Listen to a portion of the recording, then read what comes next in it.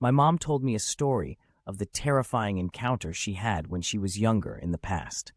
She was working for a crackers manufacturer at the time. One day, her boss needed her with a few other coworkers to stay late for overtime. By the time she got home, it was already dark outside. She rode her bike home. After she arrived at the compound where she lived, she needed to lift her bike over the doorsill of the gate leading into a courtyard. It was a large compound, shared by 4 families living in different units. The courtyard was the communal ground shared by all the tenants.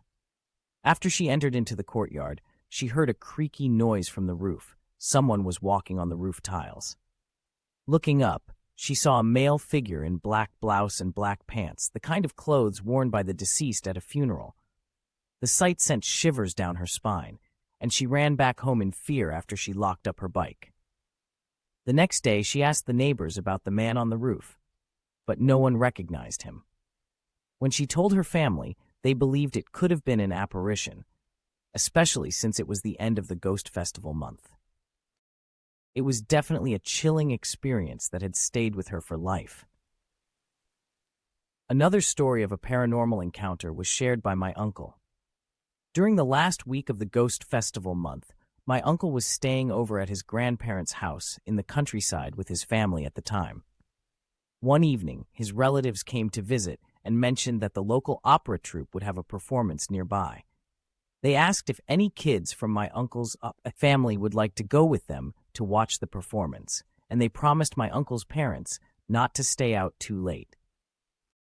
Despite the superstitions surrounding the Ghost Festival, my uncle's other family members were hesitant, but my uncle was eager to go.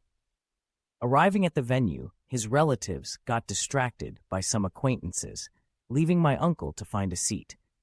He chose one in the front row, not realizing all the seats in the front row were reserved for ghosts. After he sat down, he noticed the other seats in the front row were all filled up with people who hadn't been there before. It was a bit strange, my uncle thought to himself, since when he got to his seat, he saw other seats in the front row were empty. Then the old lady next to him tapped on my uncle's leg and warned him to leave. Her face transformed from a normal face to one that had been severely burned. Terrified, my uncle stood up, only to see the other occupants of the front row vanish before his eyes.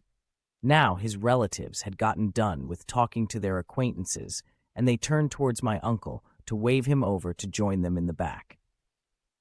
Once he sat down in the back with his relatives, he saw the front row had remained empty.